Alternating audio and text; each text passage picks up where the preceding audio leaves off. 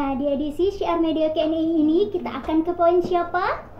Ya, kita akan Q&A bareng Dekan Fakultas Dakwah dan Komunikasi UIN Al-Adin Makassar, Bapak Dr. Firdaus Muhammad, MAG.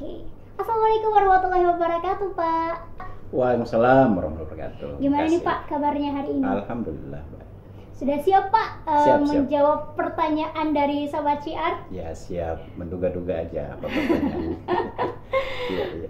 Oke, senang sekali rasanya saya Musfira dalam program Syiar Media Q&A edisi pertama. Nah, di Syiar Media Q&A ini kita akan tanya-tanya dengan narasumber kita, tentunya dengan pertanyaan dari Sobat Syiar yang diberikan di platform pertanyaan Syiar Media. Nah, ini banyak banget nih Pak pertanyaan yang masuk dari Sobat Syiar. Alhamdulillah cukup banyak. Ada juga pertanyaan yang pribadi juga ditanyakan oleh Sobat Syiar. Oke, langsung saja kita ke pertanyaan pertama.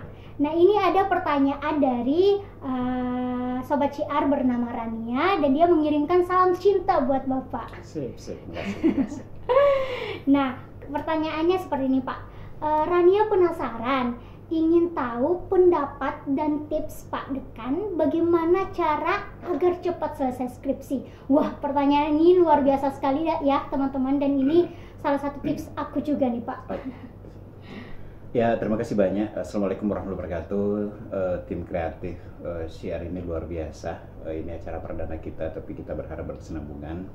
Saya syukur sekali ya bisa ada respon dari para mahasiswa, apalagi dalam situasi kita pandemi seperti ini menjadi jalur silaturahim kita. Persoalan percepatan skripsi itu sudah memang menjadi agenda. Yang pertama itu banyak faktor ya, tapi yang paling utama itu sebenarnya motivasi. Dan motivasinya itu harus dari awal.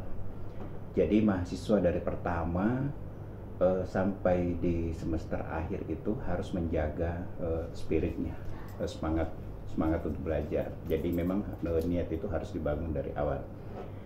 Nah, kita di Fakultas Dakwah sekarang ini merancang kurikulum yang mahasiswa bisa cepat selesai. Jadi semester 5, paling lambat 6 sudah bisa mengajukan judul. Karena semester 6 itu sudah berakhir mata kuliahnya, semester 7 sudah bebas kuliah. Nah, harapannya di semester 7 itu PPL, KKN, ujian skripsi sudah bisa selesai, dan itu bisa selesai 3,5 tahun, dan itu dijamin cum laude kalau nilainya bagus. Nah, sekarang bagaimana caranya cepat selesai? Pertama itu jangan ada mata kuliah yang tertinggal. Semester 1 sampai semester 6 nantinya itu jangan ada yang tertinggal. Lalu kita itu setidaknya di semester 5, semester 6 sudah harus punya judul. Sudah ada di kepala kita itu skripsi itu seperti apa. Nah, skripsi yang dibikin itu harus sesuai dengan prodi. Ini ada 8 prodi. Kalau misalnya komunikasi penyiaran Islam, itu harus yang terkait dengan broadcasting dengan berbagai derivasinya gitu ya. Ada jurusan ilmu komunikasi, apa yang updating terkait dengan pengembangan keilmuan komunikasi sekarang. Luar biasa kan sekarang perkembangan terkait dengan komunikasi. Begitu juga jurnalistik dan seluruh jurusan yang lain. Jadi harus mengenal penciri dari prodinya, lalu kemudian Anda bikin judul yang sesuai dengan prodi Anda, karena itu basic keilmuan Anda. Kemudian setelah itu baru mencari kasus. Ya, apa permasalahan yang Anda mau angkat. Nah, jadi mata kuliah tidak ada yang bermasalah, judul sudah punya, dan usahakan konsisten, istiqamah dengan judul. Karena seringkali ada yang berganti-ganti judul. Itu. Ada juga yang mempertahankan judul yang salah. Gitu. Nah, benar banget Pak. Jadi sebenarnya judul itu salah gitu, nggak ada faktor dari faktor X, Y gitu. Nggak ada persoalan dalam penelitian Anda dari judul itu sudah terbaik. Nggak ada persoalan di sini, gitu. Tapi dia tetap pertahankan. Nah, karena mempertahankan itu berlama-lama di situ, akhirnya juga tidak bisa selesai tepat waktu. Nah, kalau saya itu berdasarkan pengalaman itu buat skripsi kurang lebih 2 bulan fokus selesai itu, karena sudah punya judul. Dan memang yang harus untung saya ketika mahasiswa itu masuk di lembaga pers mahasiswa termasuk di Wasilah. Saya angkatan pertama in-house training Wasilah itu tahun 95 apa 96 itu ya. Kemudian karena semangat belajar jurnalistik itu, belajar nulis berdampak serius, berdampak sangat efektif untuk penyelesaian studi saya ketika kita memiliki dasar basic untuk menulis. Begitu juga ketika S2 saya itu selesai 1 tahun lebih, tidak sampai 2 tahun selesai. Kuncinya juga di tesis. Begitu juga di S3, orang biasanya lama selesai S3. Saya beruntung bisa selesai hanya 4 semester, 2 tahun pas. Makanya saya juga itu tergolong dulu itu mendapat sertifikat sebagai lulusan S3 terbaik di UIN Jakarta tahun 2008.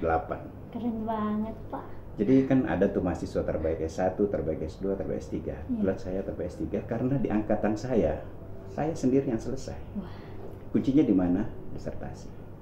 Itu. Jadi kalau mau cepat selesai kuncinya 2. Pertama, tidak ada mata kuliah bersoal, kemudian ada judul dan dikerjakan. Banyak teman berlama-lama di skripsi. Misalnya sudah jam proposal, kok masih datang di kampus?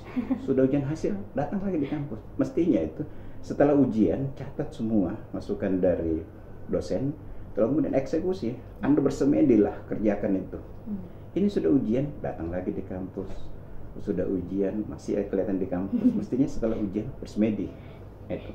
Terima kasih.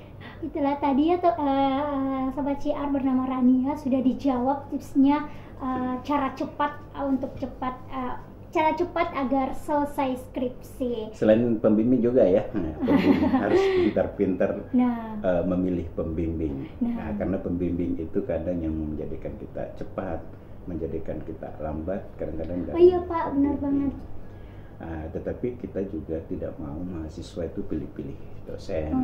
Yang jelas kalau ada hambatan serius dari dosen ya bisa konsul kepada, kan masih ada pembimbing 1, pembimbing 2, ada ketua jurusannya, itu bisa konsul kalau ada masalah. Tapi pembimbing memang sangat terbagian, yang sangat menentukan. Iya. Nah, bagus banget ya teman-teman tadi tipsnya yang sudah diberikan oleh beliau, tips agar cepat selesai skripsi. Nah Pak, kita lanjut ke pertanyaan selanjutnya. Ini dari Sobat Syiar bernama Wulan Pak. Nah,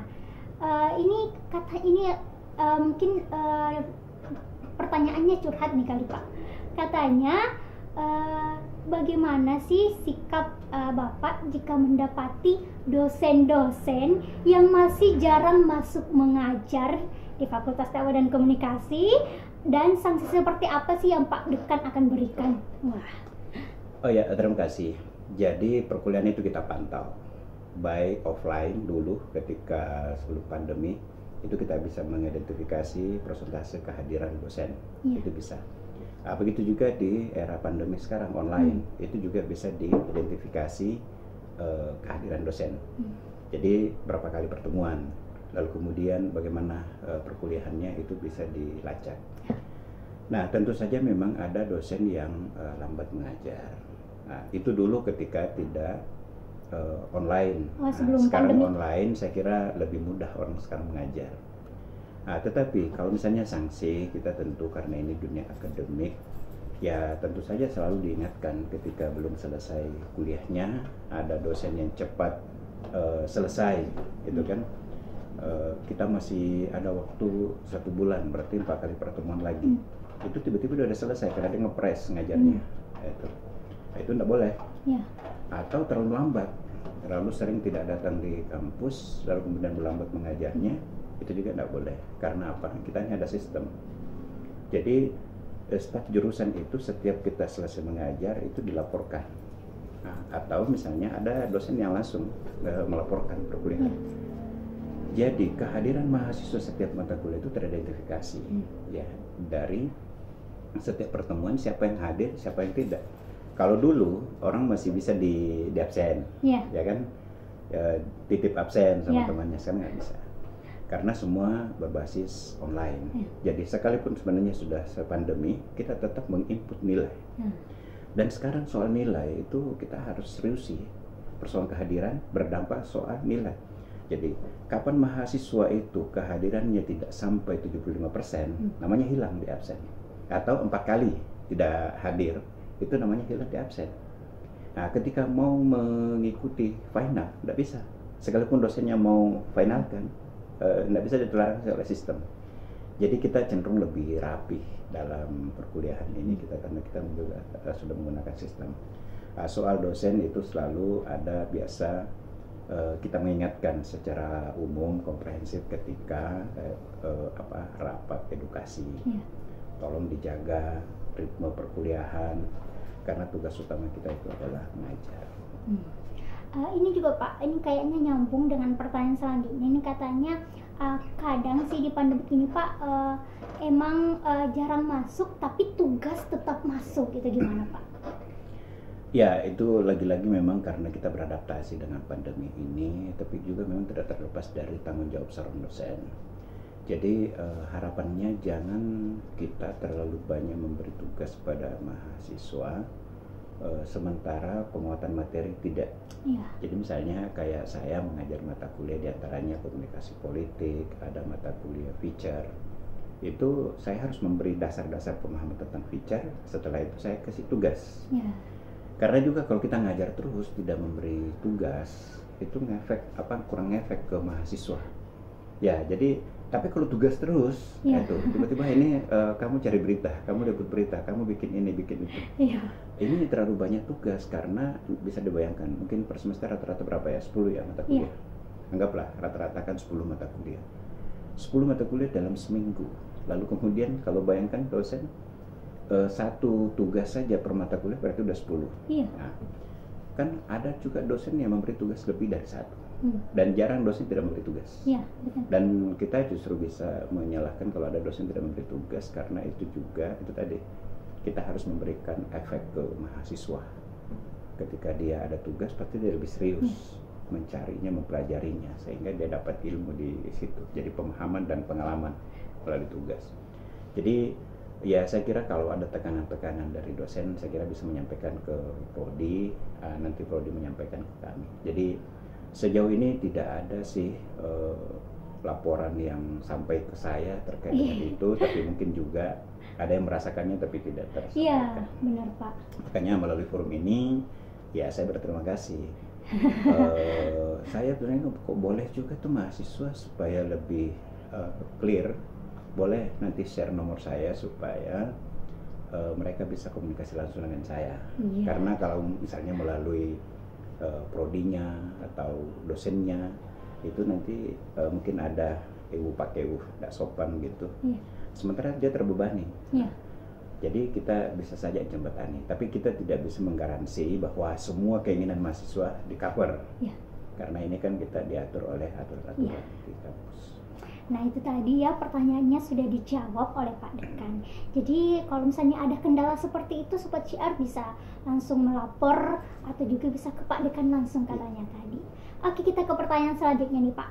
Nah sebelumnya kan Pak menjadi dosen dan alhamdulillah akhirnya diangkat menjadi dekan nih sekarang. Jadi apa sih sebenarnya cita-cita awal Pak Dekan sendiri? Cita-cita sejak kapan ya? Sebelum menjadi dosen Pak. Hidup saya sangat berwarna. Saya tidak mau larut, karena kapan saya cerita tentang perjalanan hidup saya itu jadi baper, bisa nangis malah ya. Hidup saya sangat-sangat berwarna. Saya itu hal-hal yang sensitif, persoalan kehidupan kadang-kadang saya menghindar untuk membicarakannya karena takut jadi lebay gitu. Tapi kalau soal cita-cita, saya ini dari pesantren. Saya ada cerita dari guru saya yang juga mertua saya, Dr. Kiai Haji Muhammad Harisa. Allahyarham. Beliau bercerita bahwa Dr. Kiai Haji Muhammad Yunus Marata, gurunya, yaitu di Sengkang, biasa dia Sengkang. Beliau menyampaikan pesan bahwa pekerjaan yang paling baik itu adalah menjadi guru. Kenapa? Karena guru itu selalu ingin agar anaknya orang menjadi baik. Itu saja. Maka saya selalu terobsesi menjadi guru. Dan alhamdulillah saya menjadi dosen itu sejak usia berapa ya? 25, tahun 2002. 2022 ya, 2002 ya. Tahun 2002 saya mulai aktif mengajar sampai sekarang. Mengajar dalam posisi dosen ya. Jadi saya pertama mengajar di Fakultas Dakwah di UIN Raden Intan Lampung itu sejak 2002 dan pindah ke Makassar itu 2010 ya aktifnya. Sampai sekarang aktif mengajar. Jadi kalau ada tugas tambahan sebagai ini kan DT namanya statusnya dosen dengan tugas tambahan. Saya dulu di Lampung itu staf ahli rektor, kemudian di Makassar saya sekretaris jurusan jurnalistik, kemudian menjadi ketua jurusan jurnalistik, belakangan dikasih tugas ketua jurusan manajemen haji dan umroh, kemudian ya diberi amanah menjadi dekan. Menjadi dekan itu sedikit beratnya karena saya tidak punya persiapan, tiba-tiba saja ditunjuk dan dilantik, jadi tidak ada tempat untuk tarik nafas. Jadi benar-benar itu nggak tahu nih Pak. Ya, jadi ketika Prof. Hamdan Yohanes itu terpilih rektor, dilantik, lalu kemudian saya diminta untuk menjadi dekan. Jadi ya menyelesaikan saja. Dan kenapa saya siap untuk menjadi dekan? Karena ini di Fakultas Dakwah, di kampus rumah saya lah begitu. Saya hanya berpikir bagaimana saya bisa memperbaiki institusi ini, setidak-tidaknya menjaga ritme dari kepemimpinan sebelumnya, sehingga banyak hal yang harus kita pikirkan, memberikan yang terbaik untuk institusi. Jadi kalau saya memperbaiki, misalnya obsesi saya itu kurikulum, revisi kurikulum, dan ternyata berjalan. Jadi karena saya memikirkan masa depan mahasiswa, nggak usah terlalu lama di kampus, cukup 3 tahun tambah 1 semester lagi. Jadi paling lama di kampus itu 4 tahun, sudah cukup lama itu.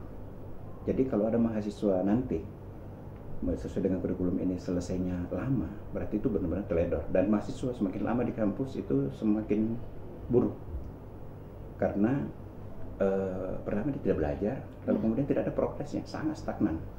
Jadi kita berharap itu mahasiswa nanti kalau sudah semester 7-8 itu sudah harus dipaksa untuk selesai, karena banyak adik-adikmu yang mau memakai fasilitas itu. Kenapa kita menginginkan mahasiswa jangan berlama-lama di kampus, tetapi kita mau dalam kurun waktu yang tidak terlalu lama itu banyak yang didapatkan.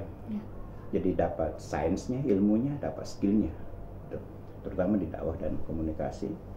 Tidak cukup kita hanya memberi teori dakwah, tetapi harus mampu berdakwah. Kita mau membekali mahasiswa tidak cukup hanya paham tentang komunikasi, tetapi bagaimana dia memahami tentang komunikasi lalu kemudian tetap menjadi bagian untuk berdakwah, amar ma'ruf nahi munkar. Apalagi untuk kreasi dakwah sekarang sudah dahsyat, luar biasa. Jadi disitulah keterpanggilan saya menjadi seorang guru. Guru itu selalu ingin agar orang itu menjadi baik. Itu. Wah, hebat sekali ya teman-teman. Itulah tadi katanya Bapak, itu cita-citanya memang menjadi guru. Karena saya juga inginnya ini Pak lulusan pesantren, dan selalu tuh guru saya, Ustadz saya bilang pekerjaan yang paling baik adalah menjadi guru. Betul. Ya.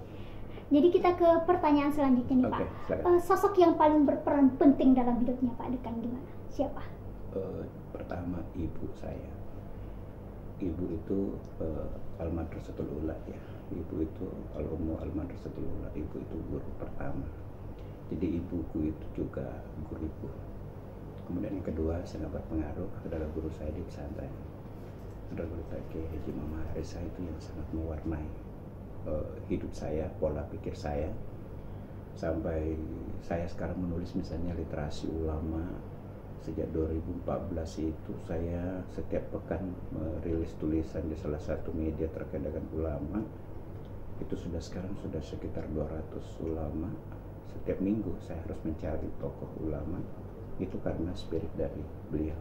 Itu. Jadi beliau juga lah yang mengajarkan misalnya mulai dari ibu ya. Ibu saya itu berpesan begini. Kecuali saya mati, kamu berhenti sekolah. Jadi spiritnya itu supaya kau sekolah gitu. Ya, kita orang dari kampung ya, saya orang dari Wajo, Pelosok. Ibu saya itu punya spirit seperti itu. Nah, kemudian saya ketemu dengan kiai saya, mertua saya. itu salah satu juga yang sangat memberi spirit. Beliau misalnya mengatakan menulis itu pekerjaan ulama. Sejak itulah saya berusaha untuk menulis. Jadi apa motivasi Anda menulis? Karena dulu kita di pesantren kalau mengenal namanya Imam Al-Ghazali, Imam Syafi'i, ulama-ulama yang menulis, kita kemudian terpengaruh bahwa pekerjaan ulama itu adalah menulis. Jadi kalau menulis itu memang adalah legasi yang harus kita warisi dari para ulama. Maka menulislah. Dan beliau juga kadang mengatakan, jadilah orang yang ditulis. Kalau kau tidak bisa ditulis, maksudnya bukan jadi tokoh, tidak ada sisi menarik untuk ditulis dari hidupmu, maka kalau kau tidak bisa ditulis, maka menulislah. Kau tulis orang gitu. Jadi tetap kita tidak ada pilihan untuk tidak menulis. Kalau kita tidak ditulis, maka kaulah yang menulis orang. Nah itulah yang tadi saya itu semakin saya mendalami figur-figur ulama sosial, ternyata banyak sekali ulama yang tidak terpublish dan itu terpencet kita, dan itu harus ditulis. Ya. Nah itulah tadi ya teman-teman, sosok-sosok yang berperan penting dalam hidupnya Pak Dekan. Tadi ada ya, dua. Tentu banyak sekali orang yang jadi inspiring, tetapi yang benar-benar mewarnai saya adalah ibu tanpa mengabaikan ayah ya. Guru saya, Guru Taki Haji Muhammad Harisa, tanpa mengabaikan ulama-ulama yang lain, guru-guru yang lain. Tapi setidaknya dua orang inilah yang sangat mewarnai hidup saya. Wah, sangat misalnya begini, ibu saya orang yang tidak pernah marah. Tuh. Jadi pernah mungkin kesal ya, itu kemudian beliau minta ke kakak saya, kamu yang pukul. Bayangkan, jadi ibu saya yang mau menghukum tindakan saya, tetapi beliau tidak mau melakukannya. Dia mendelegasikan kepada kakak saya. Itu, jadi tidak pernah marah, tidak pernah apalagi memukul, sama sekali tidak pernah. Hatinya sangat lembut. Itu ibu saya. Makanya saya juga dalam keseharian itu berusaha untuk tidak marah. Di Fakultas Dakwah ini sudah setahun lebih, rasa-rasanya saya belum pernah marah. Dalam pengertian benar-benar berontak gitu dengan benar-benar di luar kendali itu. Seingat saya tidak pernah gitu. Jadi banyak mungkin hal yang bisa membuat kita marah, tetapi saya selalu ingat ibu saya tidak pernah marah gitu. Dan saya juga akhirnya nggak suka kalau lihat orang marah gitu. Karena kan banyak tuh hal yang banyak cara bisa menyelesaikan suatu masalah tanpa harus marah. Jadi minta maaf kalau saya pernah marah di fakultas ini, tapi saya ingat nggak pernah saya marah. Serumit apapun masalah, tapi saya nggak pernah marah. Kenapa? Karena saya ingat ibu saya, nggak pernah dia marah. Dan dia katakan, saya itu nggak punya musuh. Gitu. Jadi orang boleh saja ada yang iri sama kita, tapi ibu saya mengatakan, saya nggak punya musuh. Gitu. Dan ibu saya itu tadi nggak pernah marah. Itu luar biasa. Makanya kalau bicara inspiring, itu ada orang mewarnai. Jadi kalau ada orang mengatakan, oh Pak Dekan marah, saya bisa keberatan itu, kapan saya marah gitu. Karena saya betul-betul tidak bagus ya kalau saya katakan berjanji untuk tidak marah, berusaha setidaknya untuk tidak marah, untuk menjaga bahwa saya adalah anak ibu, anaknya ibu saya, yang orang yang tidak pernah marah. Wah, luar biasa sekali ya teman-teman Sobat Syiar. Nah, kita beralih ke pertanyaan Sobat Syiar selanjutnya. Oke, silakan. Nah, katanya ini pertanyaan dari Sobat Syiar bernama Nur. Katanya, tanggapan Bapak mengenai dosen yang melakukan perkuliahan tatap muka langsung di tengah kondisi sekarang ini, namun perkuliahannya dilakukan di luar kampus. Nah, banyak banget nih Pak. Sesungguhnya kan sangat tergantung pada kesepakatan. Ini kan usaha kita melarang di kampus itu karena persoalan pandemi. Dan kita juga tidak tahu apakah di luar kampus yang dipilih itu steril, terjamin dari pandemi. Tetapi memang ada juga dosen kita yang merasa sepertinya saya tidak mengajar kalau lewat Zoom, online. Sementara saya punya panggilan untuk mengajar. Jadi sesungguhnya kita bisa menerima reasoningnya ya. Alasannya bahwa saya mau mengajari anaknya orang menjadi pintar. Tapi kalau lewat Zoom mungkin tidak terlalu afdal. Nah, jadi kalau saya itu kita harus melihat persoalannya. Tetapi kalau aturan kita itu mengatur bahwa tidak ada perkuliahan offline melainkan online. Jadi tidak ada kuliah tatap muka, melainkan harus lewat online. Iya. Daring. Jadi kalau ada seperti itu ya boleh dilaporkan, disampaikan lah ya, bukan dilaporkan, disampaikan ke saya identitasnya, ya bisa kita ingatkan. Tetapi jangan sampai Anda menilai dosen, ya guru itu guru kita. Jangan ada suatu tindakan kita yang terkesan menyakiti hati guru, melecehkan guru kita, tidak menghargai guru kita. Untuk apa kita jadi sarjana kalau kemudian ilmu tidak berkah? Dan ilmu tidak mungkin berkah kalau menyakiti hati guru. Jadi kalaupun misalnya menyampaikan tentang dosen, tetap harus ada nawaitu penghargaan kita terhadap guru itu. Jadi boleh disampaikan supaya kita ingatkan, kita sama-sama jaga ya. Tetapi yang terpenting tadi adalah hubungan relasi antara guru dan murid itu tetap terjaga dalam etika, akhlakul karimah, terpenting. Oke Pak. Nah ini juga ada pertanyaan yang unik dari Sobat Syiar. Tentunya katanya kita kan nggak pernah lepas nih di kehidupan kita dari perasaan, dari situasi yang senang, ada juga yang sedih. Nah katanya pertanyaannya seperti ini Pak. Hal yang paling lucu yang Bapak pernah alami itu apa Pak? Jadi nggak tahu ya, karena saya tuh sebenarnya orangnya lucu.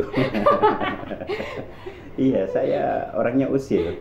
Jadi di kampus ini kadang-kadang orang lagi serius saya usilin, karena begini, lucu itu justru bisa mengurai masalah. Gitu.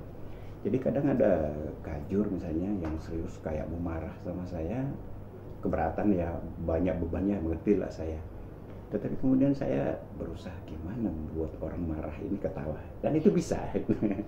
Terkadang saya bisa membuat orang yang mau datang marah, pulangnya malah tertawa. Karena apa? Itu membuat ya menciptakan suasana aja. Tapi memang juga harus dijiwai. Jadi saya tidak iseng saja, tetapi saya berpikir tadi rangkaian dari itu. Untuk apa sih marah? Dan kalau marah, pekerjaan apa yang jadi? Kan kalau marah, emosi itu kan sesuatu yang baik pun kadang-kadang melahirkan luka. Makanya karena saya tidak ingin marah, sehingga kadang saya mencoba untuk melucu. Ya kadang juga sih tidak terlalu tepat sasaran. Makanya ya, itu namanya kesalahan. Tetapi nawaitu saya itu baik, gitu. Saya mau membuat kelucuan-kelucuan, menyenangkan orang, membuat kita senang. Apalagi kalau di fakultas ini beban terlalu berat. Ya itu karena kita merubah adalah anaknya orang. Gitu. Harus dia menjadi sarjana, dia harus ikuti aturan, harus dia dikirim untuk menjadi sukses dan lain sebagainya. Tanggung jawabnya berat. Nah, karena beratnya beban teman-teman di fakultas, maka terutama juga dosen, maka kita itu selalu mencoba mengejarkan suasana gitu. Jadi kalau lucu apa ya? Ya sesungguhnya banyak sih ya, saya cuma tidak ingat persis karena begitu banyaknya. Tetapi saya memang termasuk orang yang kadang-kadang usil, suka bikin tertawa. Apalagi kalau di grup-grup, ada grup alia saya di pesantren, ada grup S1, saya itu yang usil, termasuk orang guyonan pesantren kayaknya nih Pak. Iya, guyonan pesantren, tetapi kan kita tidak mengekspos. Ada kan wilayah-wilayah pertemanan, wilayah-wilayah privasi, jadi kita tidak campur aduk. Cuman saya termasuk orang yang lucu sih enggak, cuma kadang-kadang usil. Nah itu tadi Sobat Syiar, jadi Pak Dekan ini sosok yang usil juga ya ternyata. Ya. Oke, kita lanjut ke pertanyaan selanjutnya nih Pak. Ini ada pertanyaan dari alumni. Alumni. Alhamdulillah. Karena di sini namanya nggak terekspos. Namanya di sini pernah jadi mahasiswa. Mudah-mudahan bukan DO ya.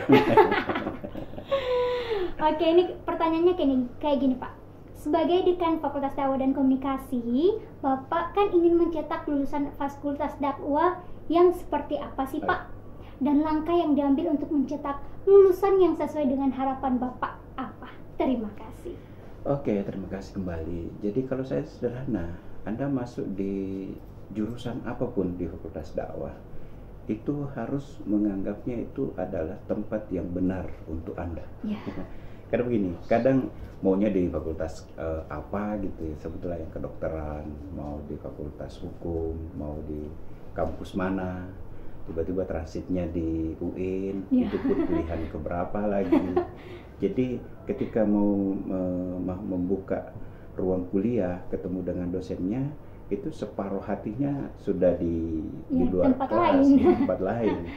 Nah, apa akibatnya? Spirit belajarnya kurang. Nah, tambah lagi nanti banyak pengalih-pengalihnya lagi. Pengalih-pengalih itu bahasa Indonesia, bahasa Inggrisnya apa kali-alih. Banyak yang mengganggu gitu.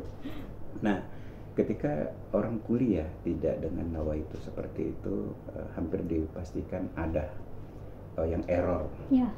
Mungkin kuliahnya jarang hadir, kemudian nilainya nggak lulus. Bayangkan mahasiswa, kadang nilainya udah nggak lulus, dia nggak hadir lagi, gitu, nggak diurusin, gitu. Jadi mahasiswa kenapa bisa sampai DO dan sebagainya, kan memang itu tadi masuknya di kampus itu tidak sepenuh hati. Nah, jadi kita berharapnya bahwa mahasiswa yang kuliah itu benar-benar kuliah sesuai dengan jurusannya, dan setelah itu dia harus menulis skripsi yang teridentifikasi bahwa disitulah keahlian Anda. Dan kita berharapnya, saya syukur ini saya ngajar di beberapa tempat yang lain dan ketemu alumni kita yang ambil S2, sebutlah aja misalnya di Universitas Fajar. Saya biasa jadi penguji eksternal di Unhas, komunikasi Unhas di paskanya itu ketemu alumni-alumni dari UIN, mahasiswa kita. Jadi S1, S2 ketemunya mahasiswa orang yang sama di tempat yang berbeda. Artinya ada semangat untuk belajar. Dan saya ketika ke jurusan itu ada satu angkatan itu 30 orang dari jurusan jurnalistik menjadi jurnalis. Itu kebanggaan saya. Jadi sehingga ketika saya di luar itu banyak teman, karena itu mahasiswa itu. Jadi karena kalau mahasiswa kita biar bagaimanapun tetap ada etika sopan santunnya. Jadi meskipun dia sudah jadi wartawan, sudah hebat di luar, tetapi tetap penghargaannya kepada kita luar biasa. Nah, itu kebanggaan saya ketika mahasiswa itu tercetak sesuai dengan jurusannya. Tapi kita tidak bisa memaksakan. Ada namanya academic skill itu sekali itu yang harus kita, bahwa mahasiswa begitu Anda sarjana, Anda itu pasti ada nilai lebih yang Anda dapatkan. Jadi tidak mesti bahwa jurusan ini nanti kerjanya ini. Iya benar banget, Pak. Tetapi pasti Anda pengalaman dari kuliah itu mengantarkan Anda menjadi orang yang bisa menemukan jalan hidupnya. Jadi banyak sekali orang yang tidak sesuai dengan jurusannya, tetapi yang mewarnai hidupnya adalah bangku kuliah. Itu. Nah, termasuk dalamnya organisasi ekstra. Itu. Jadi proses pembentukan jati diri, kompetensi itu ya tetap kita di kampus. Makanya kita berharap mahasiswa itu kita bisa bersinergi, bukan hanya di bangku kuliah, tetapi ada bentuk ragam kegiatan yang kita harapkan menjadi penguatan mata kuliah dalam bentuk kegiatan-kegiatan yang lain. Nah ini Pak, kita jawab satu pertanyaan lagi dari Sobat Siar. Ini katanya nih curhat juga nih Pak. Ini pertanyaan Sobat Siar bernama Firda, Pak. Kapan ruangan kelas bisa nyaman, Pak? AC-nya cuma jadi pajangan karena tidak berfungsi dengan baik. Jendelanya tidak dikasih gorden. Sering kena panas dan silau katanya, Pak. Itu karena Anda belum masuk kampus. Iya, benar banget, Pak. Apalagi pandemik sekarang ini ya, Pak. Gini, itu curhatan sudah lama. Curhatan. Maksudnya sudah lama disuarakan dan kita juga dosen merasakan itu. Jadi ruang kelas itu ada kipas tapi nggak jalan. Ada AC, posisinya juga. Saya kalau dosen ngajar itu kan AC-nya agak ke depan ya. Pak. Kita yang kedinginan, mahasiswanya kepanasan. Jendela tidak pakai gorden. Itu. Maka tahun ini alhamdulillah ada 13 AC. Memang belum semua ya kena pakai AC. Sebenarnya ruangan itu sudah ada AC-nya, hanya memang tidak teroperasi dengan baik. Ini juga biasa mahasiswa itu AC-nya hidup, sehari semalam besoknya ya itu bisa cepat rusak. Rasa memilikinya yang kadang-kadang kurang, jendela dibuka AC-nya jalan gitu kan, AC-nya hidup. Jadi sekarang ini gorden sama AC, jadi prioritas. Sudah ada beberapa kelas yang sudah diisi. Artinya setidaknya kalau sudah masuk kampus ada yang berbeda. Kemudian memang saya prioritas untuk pengecekan ruang kelas, karena begini, kuliah itu, belajar itu, pendidikan itu adalah pengkondisian. Jadi kalau suasana belajarnya tidak tercipta, tidak bisa nyaman kita. Nah, coba kita masuk ruang kelas yang terang, lalu kemudian ada AC, kemudian bangku yang bagus, ditambah lagi cara dosen yang ngajar nyaman, ya pasti ya nyaman gitu.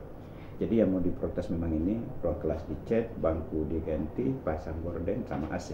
Wah. Gitu.